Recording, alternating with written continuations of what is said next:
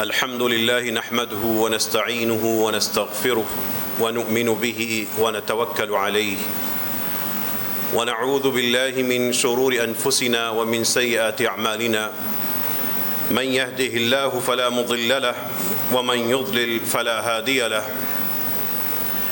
أشهد أن لا إله إلا الله وأشهد أن محمدًا عبده ورسوله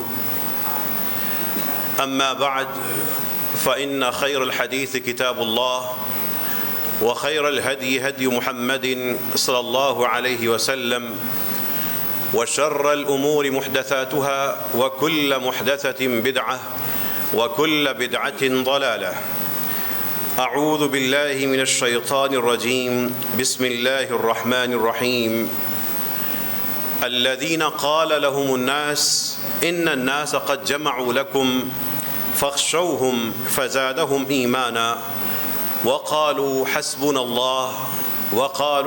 الله ونعم الوكيل وقال ربنا عز وجل يا أيها الذين آمنوا اصبروا وصابروا ورابطوا واتقوا الله لعلكم تفلحون صدق الله العظيم اللهم صل على محمد وعلى آل محمد كما صليت على إبراهيم وعلى آل إبراهيم إنك حميد مجيد اللهم بارك على محمد وعلى آل محمد كما باركت على إبراهيم وعلى آل إبراهيم إنك حميد مجيد اللهم منزل الكتاب مجري السحاب وهازم الأحزاب اللهم اهزمهم وانصرنا عليهم اللهم اهزمهم وانصرنا عليهم اللهم إنا نسألك الهدى والتقى والعفاف والغنى اللهم إنا نسألك العفو والعافية في الدنيا والآخرة اللهم إنا نسألك العفو والعافية في ديننا وفي بيوتنا وفي أوطاننا اللهم ارحمنا أجمعين اللهم انصرنا على القوم الكافرين. کبھی ایک بات سوچئے، اگر آپ کا یہ پیارا دیس، یہ پیارا وطن پاکستان نہ ہو یا خدا نخواستہ اس کو کوئی نقصان پہنچ جائے تو آپ کہاں کھڑے ہوں گے؟ صرف چند لمحوں کے لیے سوچئے گا کہ اس وطن میں آپ کو اللہ کی طرف سے کیا کیا سہولتیں، آزادی، نعمتیں اور مواقع میسر ہیں۔ کبھی چند لمحے کے لیے سوچئے گا کہ اللہ تعالیٰ نے یہ وطن پاکستان، اس خطے کے ارد گرد جتنے بھی حالات ہیں، کشمیر کے حالات دیکھ لیں، افغانستان کے دیکھ لیں، ایران کے معاملات دیکھ لیں، ہندوستان میں مسلمانوں کی حالت دیکھ لیں، اور پھر نزدیک دیگر چائنا میں مسلمانوں کے معاملات دیکھ لیں، اور اس کے درمیان اپنی حالات اور اپنے ساری کی ساری آزادی کا کبھی تقابل جائزہ کیجیے گا۔ کبھی یہ جائزہ لیجیے گا کہ میں پاکستان میں جس بھی حیثیت، جس بھی رتبے، جس بھی کام میں ہوں، اگر خدا نخواستہ اس وطن پہ کوئی آنچ آئے اور جو اس کے کئی دشمن ہیں وہ اپنی چال میں کامیاب ہو جائیں تو میں اور میرا گھرانہ اور میرا خاندان کہاں کھڑا ہوگا؟ یہ وہ دیس ہے جس کو نوچنے کے لیے کافر تو ہیں، لیکن بہت سے نزدیک کے مسلمان ملک کہلانے والے بھی اس کے ساتھ مخلص نہیں ہیں۔ یہ ایک سوال ذہن میں لائیے، اور جنگ کا ماحول ہے۔ قرآن کریم کھول لیجئے، سب سے بڑی رہنمائی قرآن اور حدیث میں آپ کو جنگ کے حوالے سے ملے گی۔ ایک اور سوال سوچئے کہ ہماری مدد کرنے والے کون کون ہیں؟ اس زمین پر جو ملک یا جو افراد یا جو نظام یا جو طاقتیں آپ کی مدد کر رہی ہیں وہ کون کون ہیں؟ جو ہماری مدد کر رہے ہیں وہ شکریہ کے مستحق ہیں، لیکن ہمارا ایمان یہ کہتا ہے ہمارا ایمان یہ تربیت کرتا ہے کہ ہم نے ایک طاقت پر توکل کرنا ہے، اور وہ ہے صرف اور صرف اللہ کی طاقت۔ ساری زمینی وسائل استعمال کرنا یہ جنگی حکمت کا عین سنت کا مسنون طریقہ ہے، لیکن جس پر توکل ہوگا اپنی نسلوں کو، اپنے بچوں کو، بڑوں کو یہ سمجھانا ہے کہ اگر توکل کرنا ہے، بھروسہ کرنا ہے، تو وہ ایک ذات ہے، وہ ہے اللہ۔ اے اللہ اس پہ ہمیں سچا توکل نصیب فرما، اے اللہ ہماری فوجوں کو اپنی مدد نصیب فرما۔ اور پھر قرآن کی ایک آیت ہے، ان ینصرکم اللہ، اگر اللہ تمہاری مدد کرے گا، فلا غالب لکم، تو قطعاً کوئی بھی تمہارے اوپر جیت نہیں سکتا۔ اے اللہ ہمیں اپنی مدد نصیب فرما دے۔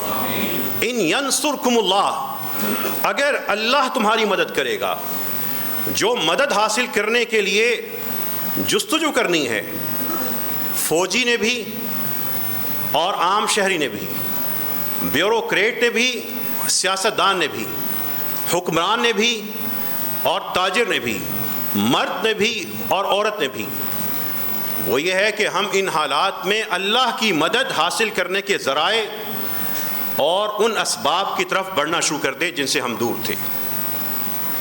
اور پھر قرآن پوچھتا ہے، وَإِن يَخْذُلْكُمْ، اگر وہ اللہ تمہیں رسوا کر دے، رسوا کرنے والا کون؟ وہ کسے؟ تم لوگوں کو۔ وَإِن يَخْذُلْكُمْ فَمَنْ ذَا الَّذِي يَنْصُرُكُمْ مِنْ بَعْدِهِ، تو اس اللہ کے بعد کون تمہاری مدد کر سکتا ہے؟ یہ قرآن کی دو آیتیں، یہ قرآن کے دو جملے، ایک آیت کے اندر دو جملے، یہ ہر فوجی کے لیے، ہر سپہ سالار کے لیے، ہر امتی کے لیے، ہر شہری کے لیے یہ جنگ میں سب سے بڑا دستور ہے۔ پھر سنیے، ان ینصرکم اللہ، اگر وہ اللہ تمہاری مدد کر دے، فلا غالب لکم، تو قطعاً تمہارے پہ کوئی غالب آنے والا نہیں ہے۔ وَإِن يَخْذُلْكُمْ، اگر وہ تمہیں رسوا کر دے، فَمَنْ ذَا الَّذِي يَنْصُرُكُمْ مِنْ بَعْدِهِ، تو کون ایسا ہو سکتا ہے جو اس کے بعد تمہاری مدد کرے؟ پھر تیسرا جملہ اللہ تعالیٰ یہ دو باتیں بتانے کے بعد تیسرا سبق یہ بتاتے ہیں، وَعَلَى اللَّهِ فَلْيَتَوَكَّلِ الْمُؤْمِنُونَ، اور اللہ ہی پر ایمان رکھنے والوں کو بھروسہ کرنا چاہیے۔ ایٹمی طاقت ہونا، یہ میزائل ہونا، یہ بڑی فوج ہونا، یہ سب اللہ کی نعمتیں ہیں، اور ان نعمتوں کو زیادہ سے زیادہ وسائل خرچ کر کے حاصل کرنا چاہیے۔ بھروسہ اللہ کی ذات پر ہوگا۔ وَعَلَى اللَّهِ فَلْيَتَوَكَّلِ الْمُؤْمِنُونَ، یہ طاقت، یہ میزائل، یہ بم، یہ شخصیتیں، یہ نظام تمہیں اللہ پہ بھروسے سے غافل نہ کر دے۔ یہ جنگ آپ کی توحید کو اس میں تجدید کے لیے ہے۔ یہ جنگ کے ذریعے آپ کو توحید کے ساتھ تعلق مضبوط ہوتا ہے، ورنہ طاقتیں، میزائل سسٹم، دفاعی نظام، میزائلوں کے نظام، ہتھیار تو کافروں کے پاس بھی ہوتے ہیں، لیکن ان کے اعداد و شمار، ان کے سارے کا سارا بھروسہ اپنی قوت پر ہوتا ہے۔ مسلمان کا بھروسہ، خواہ وہ اکیلا ہے، خواہ وہ پس رہا ہے، خواہ وہ غالب آ رہا ہے، وہ اللہ پہ بھروسہ کرتا ہے۔ آئیں قرآن کریم میں جنگ کے حالات میں قرآن آپ کی تربیت کیسے کرتا ہے۔ قرآن کہتا ہے ایک مقام پر، الذین قال لهم الناس ان الناس قد جمعوا لکم۔ قرآن ایک منظر بیان کر رہا ہے 1400 سال پہلے کا، لیکن یہ منظر قرآن نے اس لیے بیان کیے کہ یہ جب تک ایمان والے ہیں اور وہ قیامت تک رہیں گے، اور جب تک شر اور کفر والے ہیں اور وہ قیامت تک رہیں گے، اس لیے کہ اللہ نے دونوں کو برقرار رکھ کے ایک نظام امتحان بنایا ہے۔ جب ان لوگوں کو یہ بتایا گیا ان الناس قد جمعوا لکم، کہ لوگ تمہارے خلاف لشکر لے کے جمع ہو چکے ہیں، فخشوہم، لوگوں نے کہا وہ تمہارے مخالف، تمہارے خلاف لشکر لے کے جمع ہو چکے ہیں، ڈرو ان سے، فخشوہم، بڑی بڑی طاقتیں ہیں، تمہارا ستیہ ناش کر دیں گی۔ جب اللہ کے ان نیک مومن بندوں نے یہ بات سنی کہ اب ہم پہ جنگ مسلط کرنے کی تیاری ہے، اور لوگ ڈراوے دے رہے ہیں، میڈیا رپورٹس آ رہی ہیں، یہ کر دیں گے، وہ کر دیں گے، ایسے میزائل ہیں، ایسے طیارے ہیں، تو اللہ کی خاطر اللہ پہ بھروسہ کرنے والوں کے بارے میں قرآن یہ تبصرہ کرتا ہے فزادہم ایمانا، اس دھمکی اور ڈراوے سے ان لوگوں کا ایمان بڑھ گیا، وہ ایمان میں بڑھ گئے، اور انہوں نے کہا وقالو، انہوں نے کہا حسبنا اللہ، اب اگر جنگ ہم پہ مسلط کی گئی ہے تو حسبنا اللہ، ہمارا کافی سہارا اللہ کی ذات ہے، ونعم الوکیل، اور وہ سب سے شاندار ذات ہے جس پہ بھروسہ کیا جا سکتا ہے۔ آپ کا جو وظیفہ بنتا ہے آج کل وہ ہے حسبنا اللہ ونعم الوکیل۔ قرآن کہتا ہے ان لوگوں پہ جب جنگ مسلط کی گئی، ان کی زبان سے جو ادا ہوا، پہلے دلوں کی حالت زادہم ایمانا، ان کا ایمان بڑھ گیا، جس درجے میں پہلے تھے اس سے آگے بڑھ کے رب کی کوئی شہادت کا متلاشی ہے، کوئی رب کی خاطر دفاع کا متلاشی ہے، کوئی اس اسوہ کو جو جنگوں کی صورت میں ہے اسوہ رسول، اس کو زندہ کرنے کا متلاشی ہے، کوئی مال دینے کی خاطر، کوئی اولادیں پیش کرنے کی خاطر، فزادہم ایمانا، ان کی دلی کیفیت ایمان کی بڑھ گئی، اور زبانوں سے نکلا وقالوا حسبنا اللہ ونعم الوکیل۔ آپ جنگ کے حالات میں اپنی دو کیفیتوں کا جائزہ لے لیجیے گا۔ ایک، آپ کے دل کی کیفیت کیا ہے، ڈر میں ہیں، سہمے ہوئے ہیں، یا زندگی میں احساس ہوا ہے کہ کاش کہ میں بھی اپنے خاندان میں اور میں خود بھی یہ ٹریننگ حاصل کر کے اس وقت کے لیے تیار ہوتا۔ زادہم ایمانا، اس وقت بہت سے لوگوں کو یہ بات سمجھ آئی ہوگی کہ یہ دوستی کے نعرے تھے، یہ جو ساری کے ساری فرینڈشپ کی کہانیاں تھیں، وہ اصل میں اپنی خباستیں زیادہ مضبوط کر کے بڑے حملے کرنے کے لیے تیاریاں تھیں۔ وہ جو انڈیا کی محبت میں غرق ہو رہے تھے، وہ جو ثقافت کے نام پر اور ایک ہی نسل ہونے کے نام پر محبت کی پینگیں بڑھاتے تھے، ان میں سے بہت سو کو احساس ہوا ہوگا کہ ہم ایمان سے دور ہو کے نفاق کی کیفیت میں تھے۔ فزادہم ایمانا، بطور قوم یہ جب جنگ کے ایسے حالات ہوں اور آپ کا شہر بطور خاص اہداف میں سے ایک ہے، اگر خدا نخواستہ بڑے پیمانے پر دونوں طرف سے بربادی شروع ہوئی تو جن شہروں پہ سب سے پہلے حملے ہونے آپ کا ایک شہر ہے۔ ایسے میں علماء کرام کو، مساجد کو، درس گاہوں کو، کالجز کو، یونیورسٹیز کو، اسکولز کو، مارکیٹوں کو اور سرکاری دفاتر کو اپنے اپنے حلقہ اثر میں لوگوں کی جنگی تربیت اور اس ماحول میں کس طرح قوم بن کر جینا ہے وہ تربیت شروع کر دینی چاہیے۔ ایسی تربیت جس سے ہم عمومی طور پہ غافل رہے ہیں، اس میں بھی رسول اللہ صلی اللہ علیہ وسلم کی احادیث اور قرآن کی آیات ہی آپ کا سب سے بڑا دستور ہوں گی۔ وہ جو آپ ایک حدیث سنتے ہیں نا، لا یؤمن احدکم حتی یحب لأخیہ ما یحب لنفسہ، تم میں سے ایمان کے درجوں کو اس وقت تک کوئی نہیں پا سکتا جب تک وہ اپنے بھائی یا اپنے پڑوسی کے لیے وہی پسند نہ کرے جو اپنے لیے پسند کرتا ہے۔ فوج کا اور اسلامی لشکر کا سب سے بڑا ساتھ یہ ہے کہ جو شہری آبادی ہے، جو سویلینز ہیں، یہ ایک قوم بن کر، ایک ہجوم بن کر نہیں، ایک جذباتی ہجوم بن کر نہیں، ایک قوم بن کر ایسا نظام بنا لے کہ ہماری فوجوں کو سرحد پہ لڑتے ہوئے اندرونی حالات سے پریشانی نہ ہو۔ یہ لا یؤمن احدکم حتی یحب لأخیہ ما یحب لنفسہ، اس وقت تاجروں کا جہاد اور امتحان یہ ہے کہ پورے ملک میں اگر حالات ہوتے ہیں تو چیزوں کی قیمتیں زیادہ نہیں ہونی چاہیے، سبزیاں اور خوراک کی قلت نہیں ہونی چاہیے، مارکیٹوں کو کوئی چیز بلیک نہیں کرنی چاہیے، اور جو آمد و رفت کے ذرائع ہیں وہ کسی بھی جگہ بند نہیں ہونے چاہیے۔ کہیں افواہ کی وجہ سے لوگ بھاگ کے کہیں پہنچ رہے ہیں، ڈرون فلان جگہ گرا ہے، خام خواہ بھاگ رہے ہیں، اپنی سڑکوں کو بالکل خالی رکھنا چاہیے۔ یہ فرض ہے، یہ عین جہاد کا حصہ ہے، یہ عین اس پہ بھی اجر و ثواب ہے۔ اور کوئی گھر میں اس طرح اجناس کو سٹاک کرنا نہ شروع کر دے کہ نہ جانے جنگ 30-40 دن کی ہوئی تو میرے بچے کیا کھائیں گے۔ وہ جب 30-40 دن کا اپنے لیے سٹاک کر رہا ہوگا تو کسی اور گھر کے بچوں کی بھوک کا سبب بن رہا ہوگا۔ لا یؤمن، پوری قوم کو مومن بن کر اس وقت تک ایمان کا تقاضا پورا نہیں ہوتا جب تک آپ اپنے پڑوسی کے لیے وہی پسند نہیں کرتے جو اپنے آپ کے لیے کرتے ہیں۔ رسول اللہ صلی اللہ علیہ وسلم کی ایک اور حدیث اس جنگ کے حالات میں سمجھیں۔ شاید ہماری نسلوں میں سے بہت سی نسلوں نے بڑی بھرپور جنگ نہیں دیکھی، جھڑپیں دیکھی ہیں یا کوئی جنگ کے نام پہ ڈرامے دیکھے ہیں، لیکن ایک بھرپور جنگ پاکستان اور اس کے دشمنوں کے درمیان اس طریقے سے بھی ایک بڑی نسل موجود ہے جس نے خود نہیں دیکھی ہوئی۔ جنگ کے حالات میں ایک اور حدیث آپ کو یہ پیغام دیتی ہے کہ مومن ان المؤمن للمؤمن کالبنیان، ایک مسلمان دوسرے مسلمان کے لیے، ایک مومن دوسرے مسلمان کے لیے ایک بلڈنگ کی طرح ہے، ایک عمارت کی طرح ہے۔ یشد بعضہ بعضا، وہ ایک دوسرے کو اس طرح مضبوط کرتے ہیں جس طرح یہ بلڈنگ ہے آپس میں جڑی ہوئی ہے، یہ پلر ہے، یہ کالم ہے، یہ دیوار ہے، یہ سب چیزیں مل کے ایک ستون ہیں۔ ان میں سے میں ایک چیز کو اگر خدا نخواستہ گرا دیا جائے، یہ ساری کی ساری بلڈنگ لرز جائے گی۔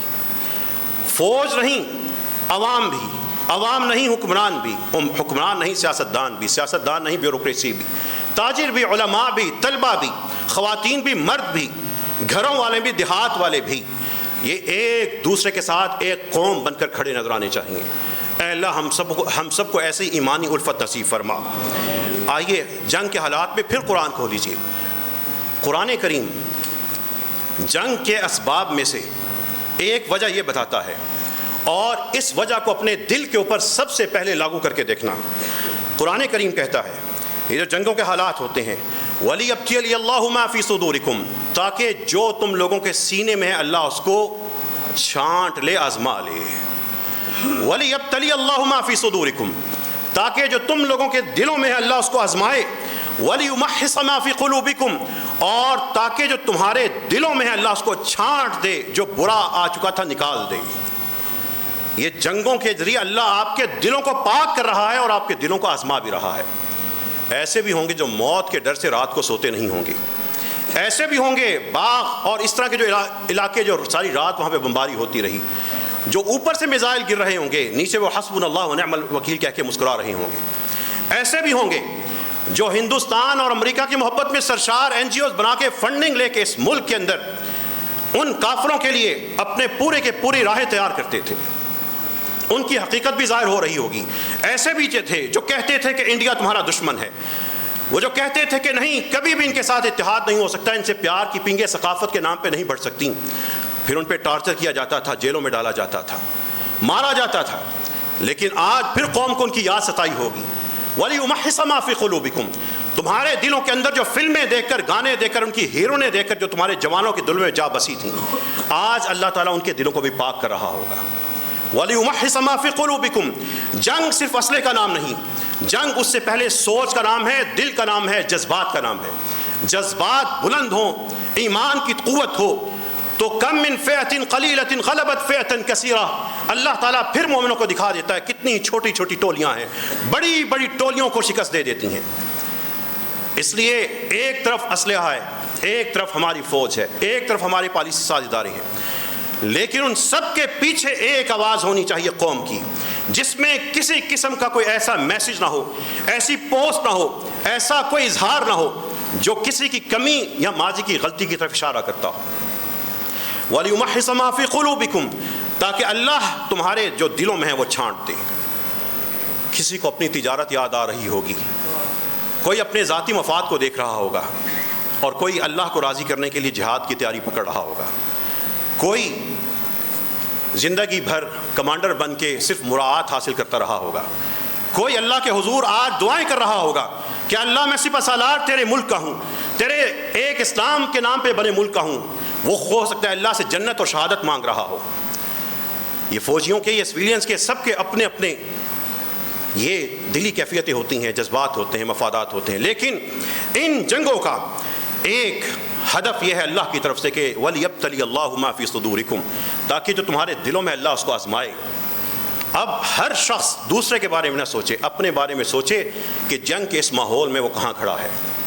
پھر رسول اللہ صلی اللہ علیہ وسلم کی انہی حدیث، احادیث اور قرآن کی روشنی میں ایک بات اور جو سمجھ آتی ہے کہ یہ جو جنگوں کے حالات ہوتے ہیں نا، اور یہ دشمن سے جو ملنے کی تیاریاں ہوتی ہیں، یہ اصل میں جو منافقین کی ایک پوری کی پوری فصل پک کر اسلامی معاشرے میں تیار ہوتی ہے، اس کو کاٹنے کا وقت ہوتا ہے۔ وہ جو انڈیا کی محبت میں، ثقافت کی محبت میں، ثقافت کے نام پر، کبھی کلچر کے نام پر وہ جو پیچھے جاتے تھے اور بتاتے تھے کہ انتہا پسندی ہے، انڈیا کے ساتھ صلح ہو سکتی ہے، انڈیا کے ساتھ یہ ہو سکتا ہے، انڈیا بڑا خیر خواہ ہے، انڈیا یہ کر دے گا، ایسے فارمولے لے کے آتے تھے. یہ ایسے سارے منافقین کی اس وقت فصل کٹنے کا ٹائم ہے. وہ اللہ کی تدبیر سے ان کی سازشیں کھل کے سامنے آئی ہیں اور وہ جھوٹے ثابت ہو رہے ہیں. اور جو کہتے تھے کہ گائے کے پجاری یہ گائے کے پجاری اور یہ مشرک کبھی اہل ایمان کو پسند نہیں کر سکتے. قرآن کہتا ہے یہ کبھی بھی تم لوگوں سے مخلص اور سچے نہیں ہو سکتے. لیکن اس موقع پر مومن کے دل میں وہ جذبہ ہونا چاہیے جو اس آیت میں ہے، انا براء منکم. قرآن کہتا ہے جب ایسے حالات ہوں تو مومن یہ پکار اٹھتے ہیں انا براء منکم، ہم تم سے ہر قسم کے حوالے سے لا تعلق ہے. انا براء منکم، قرآن کی آیت ہے، انا براء منکم، ہم تم لوگوں سے ہر قسم کے حوالے سے بیزار ہیں، قطعاً ہر معاملے میں بیزار ہیں. وَمِمَّا تَعْبُدُونَ مِن دُونِ اللَّهِ، اور ہر اس چیز سے جس کو تم اللہ کے سوا پوجتے ہو. کفرنا بکم، ہم تمہارے انکاری ہیں. کفرنا بکم، آپ کے دلوں کے اندر یہ جذبہ ہونا چاہیے، انا براء منکم، تم جتنے مرضی طاقتور ہو، جتنے مرضی تمہارے پیچھے اسرائیل، فرانس، امریکہ اس کے طیارے کھڑے ہوں، ہم تم سے لا تعلق ہے. ان سے دوستیاں کیوں بناتے ہو؟ قرآن کہتا ہے لا تعلق کے لئے کا اعلان کر دو. انا براء منکم، ان سے خیر خواہی کا تقاضا کیوں کرتے ہو؟ کیا اللہ کی بات جھوٹی ہے؟ کیا اللہ سچ نہیں کہہ رہے یا تم دھوکے میں ہو؟ انا براء منکم ومما تعبدون من دون اللہ کفرنا بکم، ہم تمہارے انکاری ہیں، تمہارے ہم کافر ہیں. وبدا بیننا وبینکم العداوۃ والبغضاء، ہمارے تمہارے درمیان دل کی دشمنی اور دل کی نفرت ظاہر ہو چکی ہے. بدا بیننا وبینکم العداوۃ والبغضاء ابداً، ہمیشہ کے لیے، حتی تؤمنوا باللہ وحدہ، یہاں تک کہ تم ایک اللہ کو مان لو.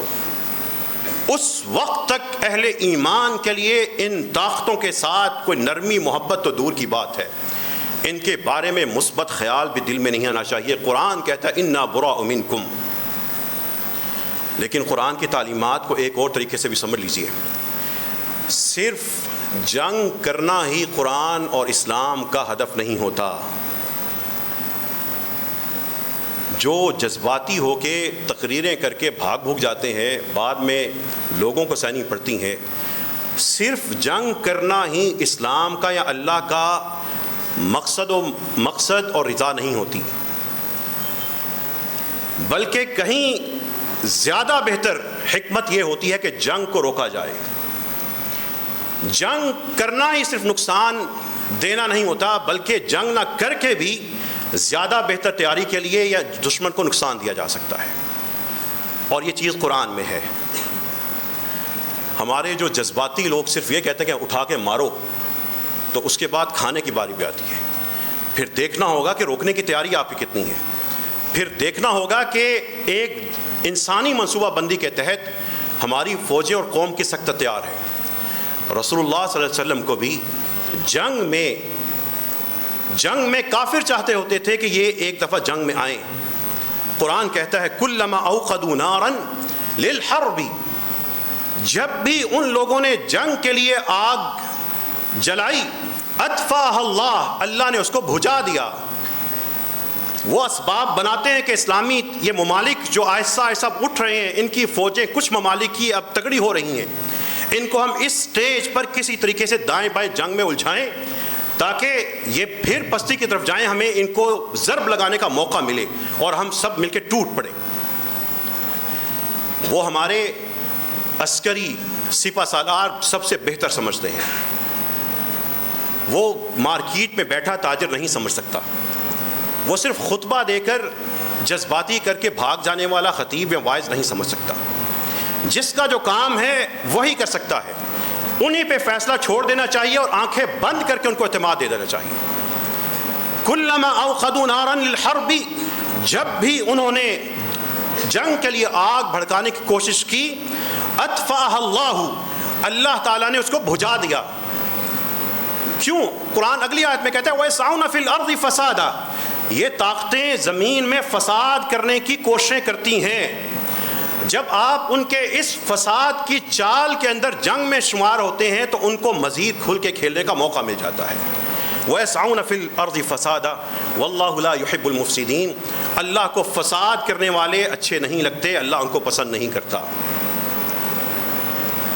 یہ 2 دن 3 دن 4 دن کب جواب دینا ہے، اس کے حوالے سے جو اس ملک کے سپہ سالار ہیں، جو فوجیں ہیں، جو نیوی ہے، جو بری فوج ہے، جو ہماری فضائی فوج ہے، یہ سوشل میڈیا کا دور ہے، اس پہ کسی بھی قسم کے تبصرے سے سختی سے گریز کیجیے. ابھی تک اسلام آباد کے حوالے سے جتنی سوشل میڈیا کے اوپر پوسٹیں آئی ہیں زیادہ تر وہ ساری کی ساری فیک تھیں.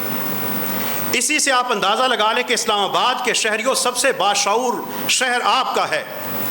آپ لوگوں کو تیاری کرنی چاہیے کہ خدا نخواستہ اگر اس شہر کے اوپر بھی بڑے پیمانے پر کوئی حملہ ہوتا ہے یا نقصان ہوتا ہے تو ایک قوم بن کر، مومن بن کر، امت بن کر آپ لوگوں نے رد عمل دینا ہے. اور اس موقع پر رسول اللہ صلی اللہ علیہ وسلم نے کہ صحابی بتاتے ہیں کہ ایک دن رسول اللہ صلی اللہ علیہ وسلم اپنے ان دنوں میں جس میں جنگ جاری تھی اور دشمن کے سامنے آمنا سامنا ہونا تھا، آپ صلی اللہ علیہ وسلم نے اس دن انتظار کیا یہاں تک کہ سورج نیچے کی طرف ہو گیا. پھر اس کا جب زوال ہوا سورج کا تو رسول اللہ صلی اللہ علیہ وسلم لوگوں کے سامنے کھڑے ہوئے، خطبہ دینے لگے، کہنے لگے ایھا الناس، لوگو لا تتمنوا لقاء العدو، دشمن کے ساتھ جنگ کی تمنا نہ کرنا، دشمن کے ساتھ جنگ کی خود تمنا نہ کرنا. وَاسْأَلُوا اللَّهَ الْعَافِيَةَ، اور اللہ سے عافیت مانگو، اللہ سے عافیت مانگنا. اور میں رسول اللہ صلی اللہ علیہ وسلم کی اس حدیث کو پڑھتے ہوئے درمیان میں اللہ سے دعا کرتا ہوں، اللہ ہم سب کو، ہمارے وطن کو عافیت نصیب فرما. ہر پاکستانی کو، ہر پاکستانی شہری کو اللہ اس تکلیف سے بچا لینا. ہر مسلمان دیش کو اللہ اپنی حفاظت نصیب فرما. رسول اللہ صلی اللہ علیہ وسلم تیسرا جملہ فرماتے ہیں، آپ فرما رہے ہیں فَإِنَّكُمْ لَا تَدْرُونَ مَا يَكُونُ فِي ذَلِكَ، لوگو تمہیں نہیں پتا کہ اس جنگ میں پھر کیا ہوگا، کون مرے گا، کون شہید ہوگا، کون تباہ ہوگا، کہاں پہ کیا بربادی ہوگی، کتنے معذور ہوں گے، کتنے شہر برباد ہوں گے. فَإِنَّكُمْ لَا تَدْرُونَ مَا يَكُونُ فِي ذَلِكَ. لیکن پھر اللہ کے رسول صلی اللہ علیہ وسلم چوتھا جملہ فرماتے ہیں فَإِذَا لَقِيتُمُوهُمْ، جب ان دشمنوں کے ساتھ تمہاری جنگ شروع ہو جائے، فَاصْبِرُوا، تو ڈٹ جاؤ، فَاصْبِرُوا، ڈٹ جاؤ. وَاعْلَمُوا أَنَّ الْجَنَّةَ تَحْتَ ظِلَالِ السُّيُوفِ، اور جان لو کہ جنت تلواروں کے سائے کے تلے ہیں. پھر رسول اللہ صلی اللہ علیہ وسلم نے ایک دعا کی، وہ دعا آج کل آپ سب کو یاد ہونی چاہیے. وہ دعا آج کل آپ کو سب کو اس نفل نماز میں جو آپ پڑھتے ہیں، سنتیں پڑھتے ہیں، اس میں جا کے سجدوں میں آپ کو پڑھنی چاہیے، اسلام سے پہلے پڑھنی چاہیے. وہ دعا کیا تھی؟ اللہم منزل الکتاب، اے کتاب کو، قرآن کو نازل کرنے والے، مجری السحابی، ان بادلوں کو چلانے والے، وہازم الاحزابی، ان لشکروں کو شکست دینے والے، اہزمہم، اے اللہ اس ہمارے مخالف لشکر کو شکست دے دے، وانصرنا علیہم، اور ہماری ان کے خلاف مدد فرما دے. یہ 5 جملے آپ کو یاد ہونے چاہیے. اللہم منزل الکتابی، اوپر سے کتاب کو نازل کرنے والے، مجری السحابی، ان بادلوں کو چلانے والے، حازم الاحزابی، ان بادلوں کے نیچے سارے کے سارے لشکروں کو شکست دینے والے، اللہم اہزمہم، اے اللہ ان کو شکست دے دے، وانصرنا علیہم، اور اللہ ہماری ان کے خلاف مدد فرما. رسول اللہ صلی اللہ علیہ وسلم کی ایک اور حدیث سن لیجئے گا. بطور خاص سیاسی محبتوں پر جو ہمارے ملک میں کلچر عام ہوا، جس میں ہمارے عسکری اداروں کی طرف سے بھی سیاسی زیادتیاں ہوئیں اور سیاست دانوں کی طرف سے بھی چھپے سودے ہونے کی وجہ سے دیش میں یہ سیاسی تقسیم ذہنوں میں ہے، اور پاکستان کی افواج کے خلاف کچھ شکوے ہوتے ہیں لیکن بعض اوقات وہ نفرت بھری پوسٹیں بن جاتی ہیں. اس ماحول میں پاکستان کے بارڈر پر کھڑا فوجی، اس کو پوری محبت آپ لوگوں سے چاہیے، اس کو یہ اعتماد چاہیے، ہمارے سپہ سالار ہوں، کور کمانڈرز ہوں، بری فوج ہو، ہوائی فوج ہو، ہماری بحریہ ہو، ایک بھی اشارتاً یا کنایتاً ایسی پوسٹ پاکستان سے نہیں ہونی چاہیے جس میں ان لوگوں پہ تنقید ہو. تصور کریں اس وقت کون سی سیاسی جماعت بارڈر پہ کھڑی ہو کے گولے کھا رہی ہے. آج اپنی آپ فوج کو عراق اور یمن اور شام کی فوج سمجھ کے دیکھیں آپ کا حال کیا ہوگا. آپ کے 12 ٹکڑے کر دیے جائیں گے. یہ فوج جیسی بھی کو خاندانوں کو 12 دشمنوں سے بچا کے کھڑی ہے. سیاسی نظام میں ان کی مداخلت ایک الگ بحث ہے، وہ ہم کبھی معاف نہیں کر سکتے. لیکن یہ وقت اس بات کا متقاضی ہے کہ کسی قسم کا کوئی جذبہ ان فوجیوں کو کوئی منفی پیغام نہ دے. آپ کا ایک منفی پیغام وہ لاکھوں اور کروڑوں انڈینز فوری طور پہ اس کو پھیلاتے ہیں اور وہ چیز عام ہو جاتی ہے. اور رسول اللہ صلی اللہ علیہ وسلم فرماتے ہیں اس حدیث کی روشنی میں کہ جو شخص اس موقع پر افواج کے ساتھ یا محاذ پہ لڑنے والوں کے ساتھ یہ سلوک کرے گا، وہ یہ بات سن لے. رسول اللہ صلی اللہ علیہ وسلم فرماتے ہیں لِكُلِّ غَادِرٍ لِوَاءٌ يَوْمَ الْقِيَامَةِ يُعْرَفُ بِهِ. اسلامی مملکت کے ساتھ غداری کرنے والا ہر شخص قیامت کے روز اس کی گردن میں ایک جھنڈا ہوگا، اس کا ایک پرچم ہوگا، اس سے پہچانا جا رہا ہوگا یہ بندہ غدار آ رہا ہے. یہ معاملہ صرف سیاسی حق کا نہیں ہے. اس وقت سیاسی حق پیچھے ہیں. وہ شکوے وہ گلے اپنی جگہ جائز ہیں. کبھی ایک جماعت روتی ہے، کبھی دوسری روتی ہے، پہلی آ کے کھاتی ہے. قصور ان کا اپنا بھی ہے جو سودے بازی کر کے آتے ہیں پھر بعد میں روتے ہیں. لیکن یہ وقت سیاسی بحثوں کا نہیں ہے. رسول اللہ صلی اللہ علیہ وسلم کی اخلاقیات اس جنگ کے ماحول میں رحمت للعالمین کا اور یہ پاکستان کی فوج کی پالیسی کا ایک حصہ ہوتی ہے. مجبوری ہوتی ہے کہ وہ گائے کے پجاری ان کی اخلاقیات نہیں ہیں.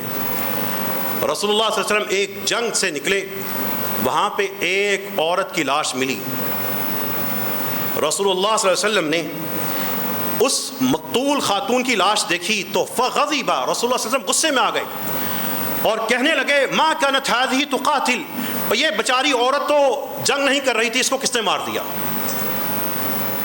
یہ اسلام کی اعلیٰ اخلاقیات ہے کہ سپہ سالار جنگ ختم ہونے کے بعد اپنے اسلامی لشکر کے سامنے اس بات پہ ناراض ہو رہا ہے کہ یہ جنگ کا حصہ نہیں تھی، کس فریق نے مارا، یہ بات کی بات ہے، خاتون کے اور بچے کے حق ہیں. اس لیے جب ہمارے دیش میں کوئی ایسا ہو، فوجیں جو کر رہی ہیں وہ ان کو کرنے دیں. جو ہمارے سویلین شہری آبادیوں کے اندر غیر مسلم ساتھی ہیں ان کی طرف کوئی آنکھ بھی اٹھا کے نہ دیکھے. وہ ہمارے شہری ہیں، وہ ہمارے سندھ میں ہندو آباد ہیں، اسلام آباد میں یہاں پر ہماری عیسائی برادری آباد ہے.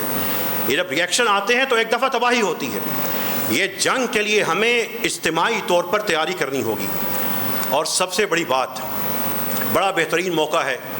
اللہ پاکستان کے حکمرانوں کو، سیاستدانوں کو اور سپہ سالاروں کو یہ بہترین موقع سارے سیاسی اختلاف کو ختم کر کے محبت میں جمع کرنے کی توفیق عطا فرمائے. دعا کیجیے اللہ ہمارے سیاستدانوں اور عسکری اداروں کے درمیان جو دوری ہوئی ہے اللہ اس کو ختم فرما دے. یا اللہ کوئی ایسا دور اندیش ہو جو ان سب کو اکٹھا فرما دے. اور اس موقع پر بطور خاص ہمارے عسکری ادارے، کاش اور ہمارے جو مذہبی نوجوان ہیں، یہ پچھلے 20-30 سال سے مذہبی نوجوان جہاد کے نام پہ جذباتی کیا جاتا ہے، پھر تنظیموں میں جاتے ہیں، خفیہ ایجنڈے میں مار دیے جاتے ہیں، غائب کر دیے گئے، ہزاروں ہیں بلکہ لاکھوں ہیں. یہ وقت ہے کہ جہاد کے جذبے سے سرشار سچے نوجوانوں کو، جس بھی تنظیم کے ہیں، جس بھی علاقے کے ہیں، ان کو فوج اور عسکری ادارے اپنی بیعت میں لے لیں، ان کو موقع دیں اور جتنی ہماری باؤنڈریز ہیں ان کے ساتھ انہی نوجوانوں کے ذریعے انسانی دفاعی شیلڈ بنا دیں، تاکہ خدا نخواستہ ایک بڑی تباہی کرنے کے بعد، میزائلوں کے ذریعے تباہی کرنے کے بعد اگر دشمن کی فوجیں وہاں پہ داخل ہوتی ہیں تو اس وقت ہماری زمینی جنگ کے اوپر فوج کے ساتھ یہ نوجوان جو بہترین طاقت اور قوت ہیں اس کا سامنا کرنے کے لیے تیار ہوں. یہ سب سے بہترین وقت ہے اور مجھے امید ہے کہ یہ بات بڑی اچھے طریقے سے ان جگہ تک پہنچ رہی ہوگی جب میں کہہ رہا ہوں کہ ہمارے ان مذہبی نوجوانوں کو یہ فوج ہماری مجاہدین کی فوج ہے، یہ جہاد ہے. یہ جو تنظیموں کے مجاہدین ہیں ان کو فوج کے حوالے سے ورگلانے کی بجائے ان کا حصہ بنا دیں. یہ 70 سال میں اس دشمن نے آپ کو معاف نہیں کیا، 700 سال تک بھی معاف نہیں کرے گا. اس کو جب موقع ملا آپ کے لاہور، پشاور، کراچی، سارے کے سارے اسلام آباد کو ستیہ ناش کر کے چھوڑے گا. آپ کا آج ایٹمی پاور تھے وہ ڈرے ہوئے ہیں.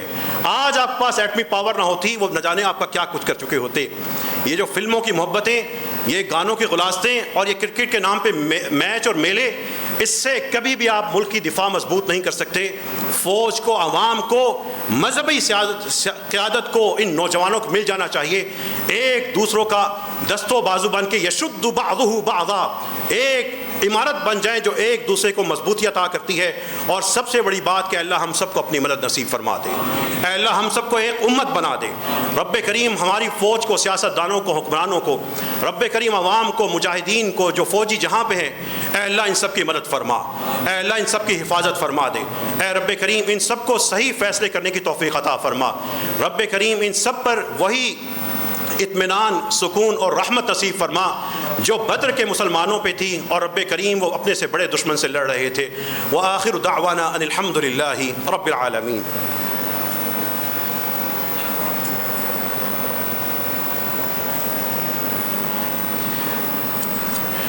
اللهم لك الحمد حمدا كثيرا طيبا مباركا فيه، اللهم لك الحمد كما ينبغي لجلال وجهك عظيم سلطانك، اللهم ربنا آتنا في الدنيا حسنة وفي الآخرة حسنة وقنا عذاب النار، اللهم إنا نسألك العفو والعافية في الدنيا والآخرة، اللهم عافنا في أسماعنا وأبصارنا في بيوتنا وفي أموالنا وفي مدننا وأوطاننا۔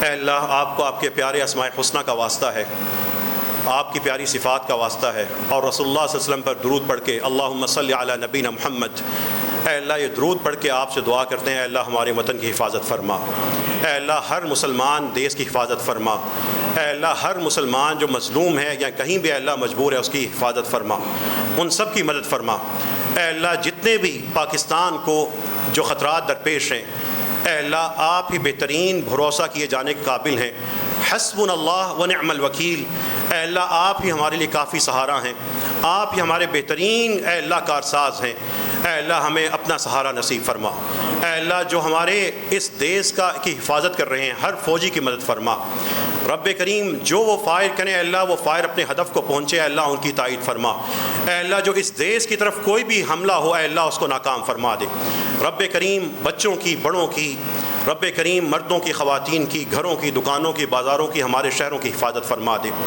اے اللہ ہم نے لا الہ الا اللہ کے نام پہ یہ دیس حاصل کیا تھا، اے اللہ ہم مانتے ہیں، اے اللہ اعتراف کرتے ہیں کہ ہم لا الہ الا اللہ کو اپنی ترجیح نہیں بنا سکے، لیکن پلٹ رہے ہیں تو تیری ہی طرف پلٹتے ہیں، اے اللہ اب ہمیں لا الہ الا اللہ کا پاکستان دکھا دے، لا الہ الا اللہ والی افواج پاکستان دکھا دے، لا الہ الا اللہ والی اے اللہ قوم دکھا دے، اور لا الہ الا اللہ پہ چلنے والے حکمران دکھا دے، اے اللہ ہم سب کو اتحاد نصیب فرما دے، رب کریم جو سازشیں ہیں، اسرائیل ہے، امریکہ ہے، فرانس ہے، انڈیا ہے، چھپی طاقتیں ہیں، رب کریم ان سب کی ہم سے نفرت صرف اور صرف اس وجہ سے ہے کہ تیرا نام لیتے ہیں، محمد رسول اللہ صلی اللہ علیہ وسلم کا کلمہ پڑھتے ہیں، یا اللہ یہ دو چیزیں نہ ہوتی ہیں تو یہ ہمیں کبھی بھی برباد نہ کرتے، یا اللہ انہی دو چیزوں کا واسطہ ہے ہمارے پاکستان کی اور افواج پاکستان کی حفاظت فرما، ہمارے سپہ سالار، کور کمانڈر، جتنے لوگ جو فیصلہ کر رہے ہیں یا اللہ اس فیصلے کو صحیح ثابت فرما دینا، اے اللہ اگر جنگ میں ہماری بہتری ہے تو اللہ ہمیں جنگ میں صبر عطا فرما، اور اللہ اگر جنگ ٹال کے ہماری بہتری ہے تو اللہ اس جنگ کو ٹال دے، رب کریم اہل کشمیر کی مدد فرما، اہل غزہ کی مدد فرما، اے اللہ تمام دیسوں کو، مسلمان دیسوں کو پاکستان سے بہتر اور پاکستان سے زیادہ طاقتور فوج نصیب فرما، اے اللہ جو دفاع سے غافل ہیں، جہاد سے غافل ہیں، اللہ ان کے دلوں میں جہاد کی محبت پیدا فرما دے، رب کریم جو سازشیں پاکستان یا اسلام کے خلاف ہو رہی ہیں اے اللہ اس سے پاکستان کو محفوظ فرما، ربنا آتنا فی الدنیا حسنہ وفی الآخرۃ حسنہ وقنا عذاب النار، اے اللہ ہمارے جتنے بھی بیمار ہیں ان کو شفا عطا فرما، جو فوت ہو چکے ہیں ان کی مغفرت فرما دے، جو پریشان ہیں اللہ ان کی پریشانی کو دور فرما، رب کریم جو شہید ہوئے ہیں ان کی شہادت کو قبول فرما، جو زخمی ہیں اللہ ان کو سکون عطا فرما دے، اے اللہ جن کے گھروں پہ بمباریاں ہوئی ہیں، بے گھر ہوئے ہیں اللہ ان کو بہترین گھر نصیب فرما دے، رب کریم یہاں پر موجود ہر شخص کو امت بنا دے، ہم سب کو امت بنا دے، اے اللہ ہمارے شہر کو کسی بربادی سے، کسی حملے سے محفوظ فرما دینا، اے اللہ ہمارے دیسوں میں، ہمارے شہروں میں، ہمارے گھروں کو، ہمارے خاندانوں کو، ہمارے بچوں کو، ہمارے بڑوں کو، ہماری خواتین کو اے اللہ اپنی خاص عافیت نصیب فرما دے، وآخر دعوانا ان الحمد للہ رب العالمین۔